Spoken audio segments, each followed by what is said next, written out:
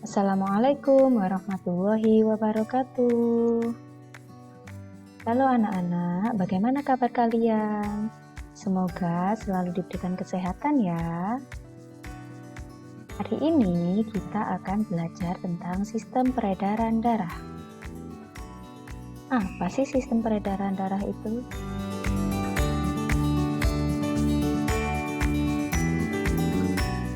Sistem peredaran darah adalah suatu sistem organ yang berfungsi memindahkan berbagai zat dari dan menuju sel-sel tubuh. Tidak hanya zat makanan yang didistribusikan oleh sistem peredaran darah, tetapi juga zat-zat lain seperti oksigen dan karbon dioksida.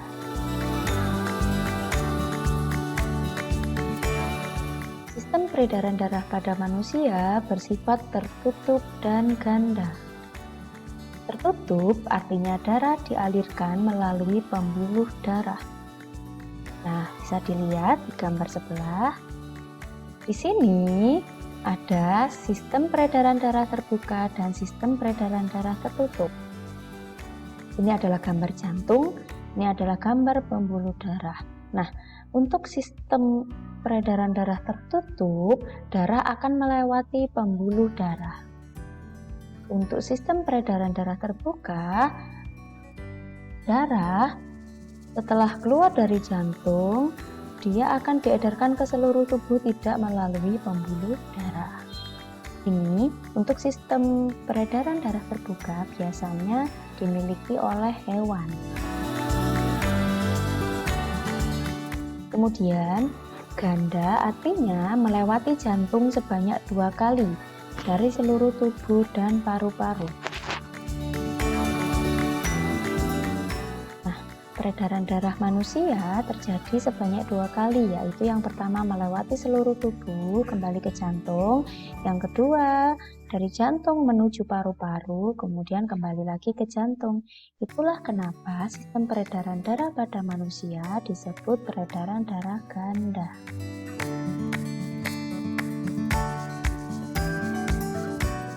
Nah, pada pelajaran sebelumnya kalian telah mempelajari organ penyusun sistem peredaran darah.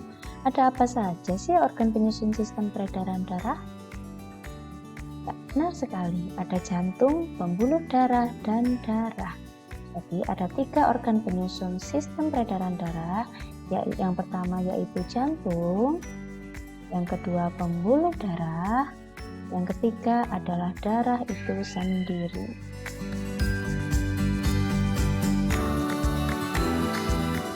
Aliran peredaran darah. Nah, seperti yang sudah dijelaskan tadi, aliran peredaran darah pada manusia bersifat ganda.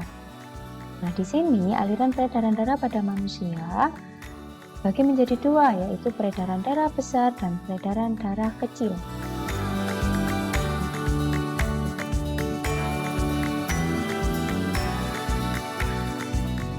Peredaran darah besar. Peredaran darah besar adalah peredaran darah yang mengalir dari jantung ke seluruh tubuh dan kembali ke jantung. Nah, kemarin sudah dijelaskan tentang organ-organ penyusun peredaran darah. Kita mulai untuk peredaran darah besar dimulai dari bilik kiri. Nah, bilik kiri adalah suatu ruangan yang ada pada jantung. Bilik kiri yang tugasnya dia memompa darah. Nah, darah itu dikeluarkan melewati aorta. Aorta adalah pembuluh darah yang dekat dengan jantung. Ya, jadi dari bilik kiri melewati aorta, kemudian dialirkan ke seluruh tubuh melewati pembuluh darah kapiler. Kemudian darah yang sudah lewat dari jantung akan melalui pembuluh darah vena. Nah, dari pembuluh darah vena, darah akan masuk kembali ke jantung, yaitu ke ruangan serambi kanan.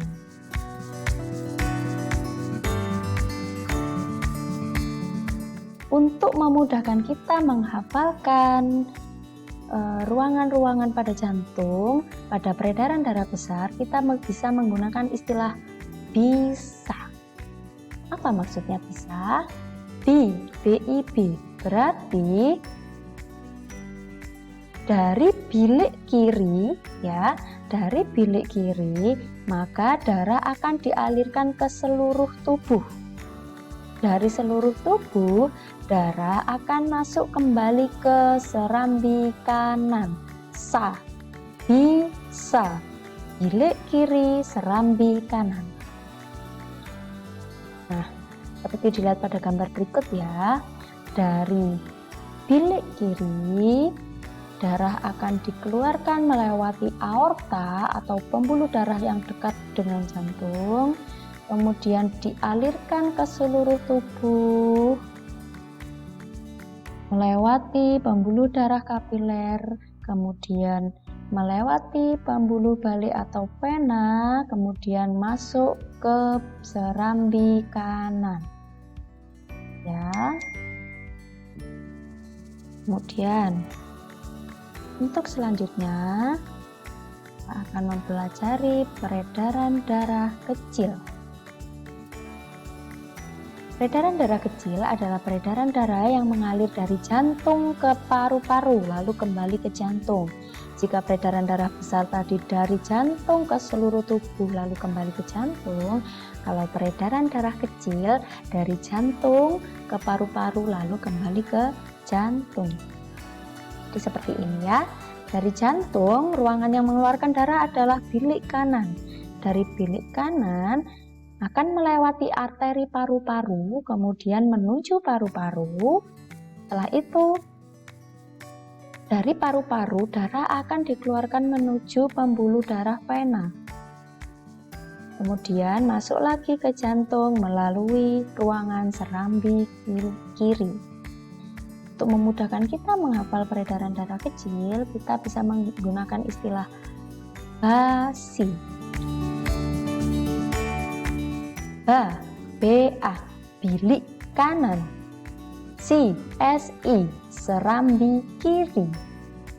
Dari bilik kanan, maka darah akan melewati arteri paru-paru, kemudian menuju paru-paru, setelah itu melewati vena, kemudian terakhir akan masuk ke serambi kiri. Nah, seperti ini gambarnya. Dari bilik kanan, darah akan keluar melewati arteri pulmonari atau arteri paru-paru. Kemudian darah masuk ke paru-paru melalui pembuluh darah kapiler. Kemudian akan keluar melewati vena pulmonari atau vena paru-paru. Nah, setelah lewat ke sini, maka darah akan masuk ke serambi kiri.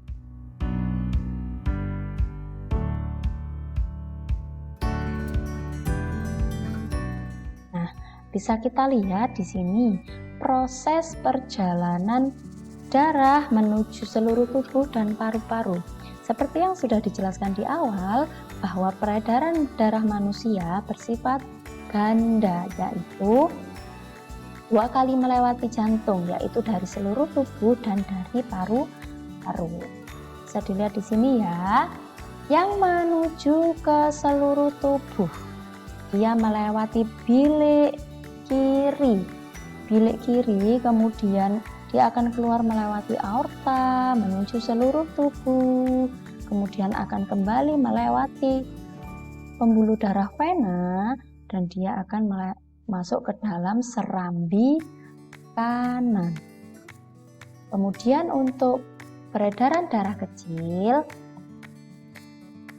dari bilik kanan, darah akan dialirkan menuju paru-paru, kemudian dari paru-paru akan dikembalikan ke jantung, masuk ke serambi kiri.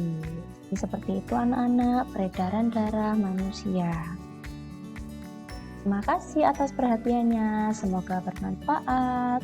Wassalamualaikum warahmatullahi wabarakatuh.